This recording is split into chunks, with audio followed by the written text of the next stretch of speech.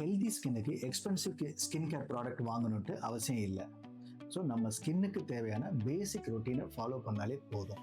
Daily morning ஒரு gentle cleanser வச்சுட்டு உங்கள் ஸ்கின்னை க்ளீன் பண்ணுங்கள். அதுக்கப்புறம் உங்கள் ஸ்கின் டைப்புக்கு ஏற்றபடியான ஒரு நல்ல மாய்ஸ்சரைசர் அப்ளை பண்ணுங்கள்.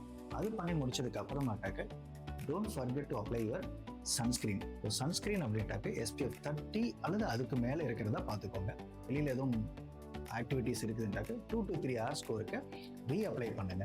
நைட்டு வீட்டுக்கு வந்ததுக்கு அப்புறமாட்டாக்க ஒருவேளை நீங்கள் மேக்கப் போட்டிருந்தீங்கன்னா அந்த மேக்கப்பை ஜென்டிலாக ரிமூவ் பண்ணிட்டு அகெயின் ஒரு மாய்ஸ்சரைசர் அப்ளை பண்ணிக்கோங்க.